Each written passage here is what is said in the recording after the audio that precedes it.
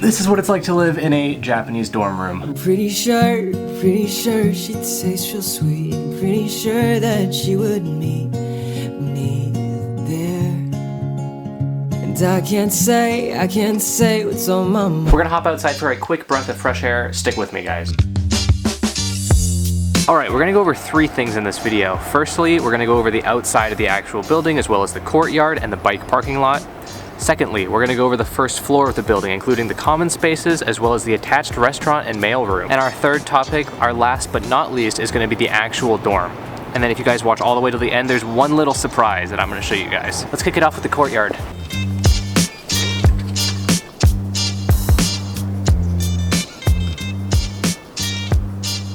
This is the double-decker bike parking lot behind the actual dormitory. There's 2 layers to this. It goes quite a ways, so there's tons of space for your bicycle. This is the courtyard behind the actual dormitory, a great spot to hang out. There's outside seating, there's a spot to smoke, not that I smoke. The turf and the foliage makes this place always look pretty nice. And this right here is the restaurant that is attached to the dorm room. So this is the bottom floor of the dormitory, and we've got a full-on kitchen right here for the students. There's also this super cool little snack area with ice creams and ramen, all in these frozen vending machines. Let's head on over to the mailroom now. The mailroom is obviously a room where you can collect your mail, although in Japan, you have to be there to get your mail if it's bigger than your mailbox. So essentially, if it's bigger than a magazine, you have to physically receive the package. And if you don't, they run away with it. That's it for step 1 and half of step 2. There's actually one more space I want to show you guys. Now, each floor of the dormitory has its own little common space. In this common space, there's microwaves, there's little ovens, there's a stove, and there's some general cookware. There's also some tables so that you can study. Each floor also has its own laundry service. There's washing machines, and then there's what I like to call the warm-me-up placebo spinners. Because in Japan, if you don't know, the dryers here absolutely suck butt cheek. They warm up your clothes, you feed them coins, and they warm them up some more, and you get warm, wet clothes no matter what. You have to feed these things your entire wallet, and you have to wait all day if you want anything to actually dry in this country. That's why you'll see everybody has their clothes hanging outside, even in the winter time. That's the only way to dry your clothes. All right, and now on to the main event. That's it for step 2. We're gonna head over to the actual dorm room.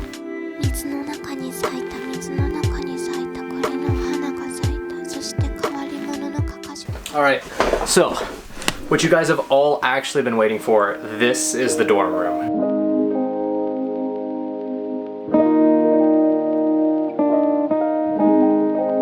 Now, the dorm room itself, what it lacks in square footage, I think it totally makes up for in functionality. You're never more than 1 step away from the bathroom. You're never more than an arm's reach away from a cold water out of the fridge. The closet space, though, is exceptional. I hang up my pants and I hang up my jackets, I fold my shirts, and I keep my panties and my socks in a drawer underneath the bed, and all of that works out just fine.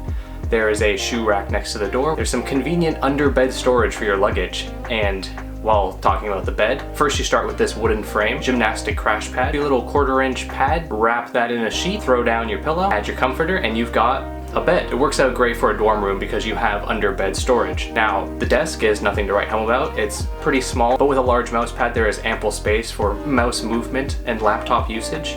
You're also, again, right next to the fridge, so you can grab a cold water if you want. The room is heated and cooled by an air conditioner up on the ceiling. You've got a little fancy remote. Also nice, it blows straight down on your bed so you can change the temperature. Something interesting about Japanese rooms though is that they need 24-hour ventilation because the summers are so humid, mold accumulates very easily. So they've got a vent that is always open, even when it's closed, it's a little bit open. And the bathroom has 24-hour ventilation. You can set it to low and you can set it to high. If you really need to turn it off, you have to flip open this cover and hit this button right here.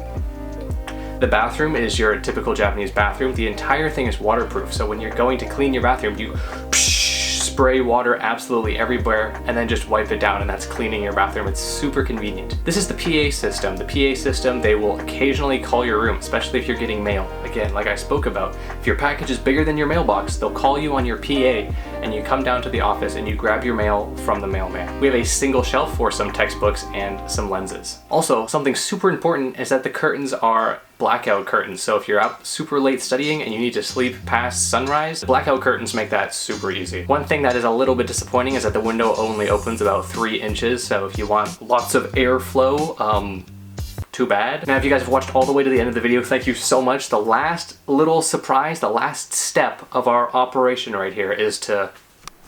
And the final little bonus step that you guys have waited all the way to the end of the video is that after the first semester, they kick you out of the dorm, so I've moved into an apartment.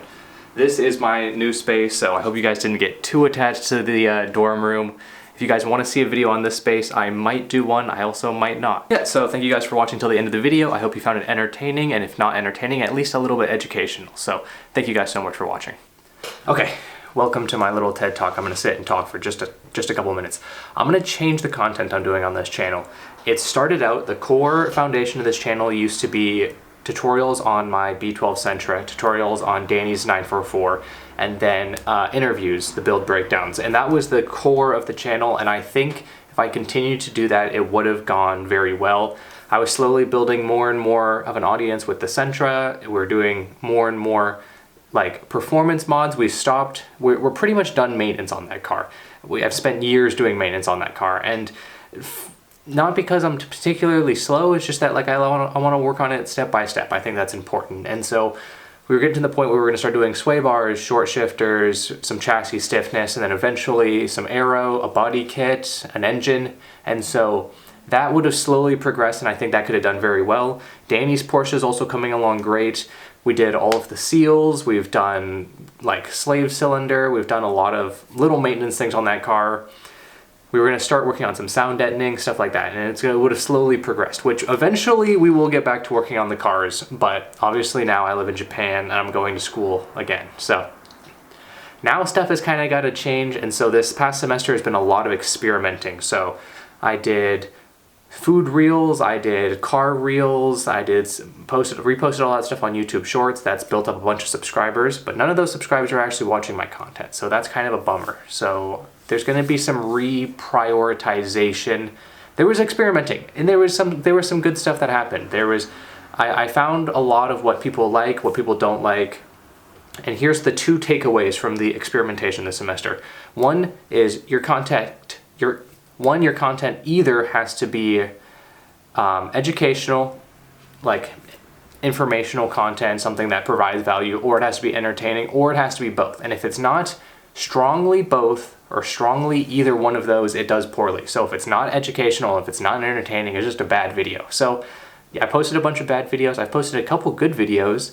And so there's some stuff I want to start getting in the works. I want to start doing more informational videos on niche, like very niche car things. So Up to Speed was a fantastic YouTube show. It was very successful because it was both educational and it was entertaining, and they covered very big topics, aka like the entire lifespan of a model of a car, as well as like certain people and educators. But I want to do very small things. I think that could be a very cool niche. So we're going to start out with the Rega Masters. I've been gathering information on this video for like a year now, and I think I've got enough that I can make an entertaining and educational video.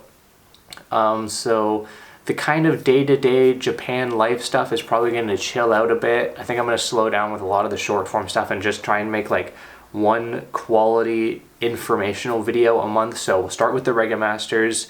I also want to do Borbets, which is another wheel. Those are the wheels going on Danny's car. I think that's a good idea to do the wheels on my car, the wheels on Danny's car. And then there's Gimbala. They make body kits. That would be super cool, like a niche. And so I think that's where the channel's going to start to go. If you guys enjoy the Japan life content, there'll probably be one of these videos every, 5 informational videos. So don't go. Watch the other stuff. Watch this stuff too. Yeah, that's the idea. So yeah, if you enjoyed this specific video, a thumbs up is much appreciated, a comment. And then if you're excited for the ideas that I have cooking up here in the noodle, also leave a comment. If you've got ideas for very niche topics that you think would be a fun video idea, you can also let me know about that. And yeah, that's about it. Peace.